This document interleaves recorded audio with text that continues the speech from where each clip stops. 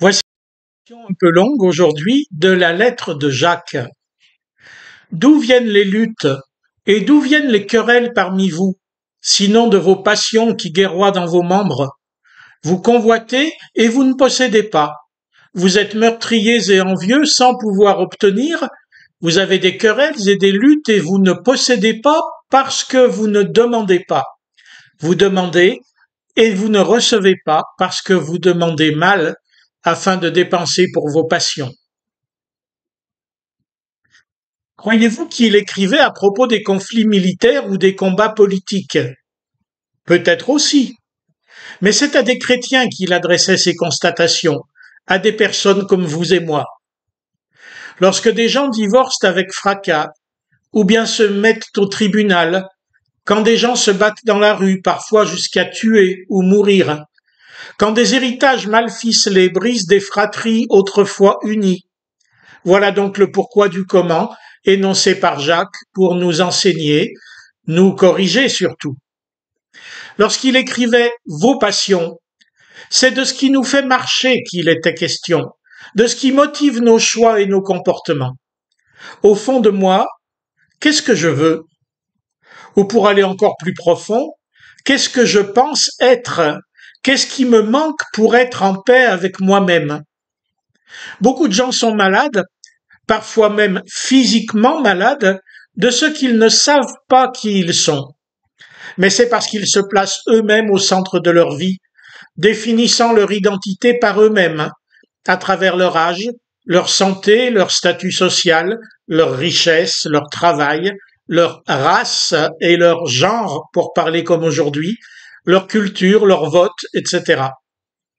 Ils se regardent dans leur miroir et en fonction de ce qu'ils voient, ou plutôt en fonction de ce qu'ils voudraient voir, ils s'abîment eux-mêmes et ils abîment leur entourage, voire la société tout entière. Au niveau national ou mondial, les puissants ne font pas autrement, exportant leur propre mal-être, leur identité vacillante, leurs problèmes d'ego. Nous pensons donc nous protéger, nous accomplir, nous guérir en attaquant les autres, en convoitant ou prenant ce dont nous pensons avoir plus besoin qu'eux, bâtir notre identité contre eux, au lieu de la recevoir à travers eux. Vous ne possédez pas parce que vous ne demandez pas. Étrange phrase.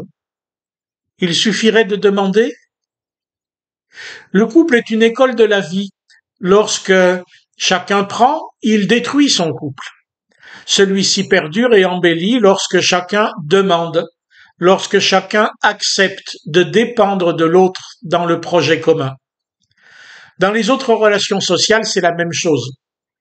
Évidemment, on n'est pas marié avec le voisin ou le collègue, mais apprendre à demander, c'est-à-dire apprendre à communiquer, à partager questions et cheminements, c'est aussi apprendre à sélectionner ses demandes, ses besoins. Lorsqu'un pays dit avec fracas à un autre « j'ai besoin de ton territoire », il faudrait alors qu'il se demande de quoi a-t-il besoin et pourquoi faire. Peut-être alors un accord serait-il possible. Il en est de même pour chacun. Nous pouvons trier nos demandes dès lors que nous demandons au lieu de nous servir. Dans la prière, c'est pareil. Ne nous étonnons pas de ne pas être exaucés si nos demandes sont égoïstes, irréfléchies, mal orientées.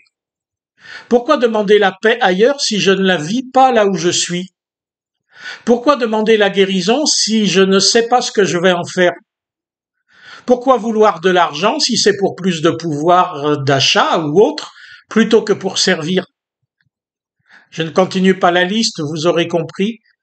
Une fois de plus, il est question de ma conversion, de mon changement de regard et d'orientation, non plus vers moi, mais vers Dieu et vers les autres.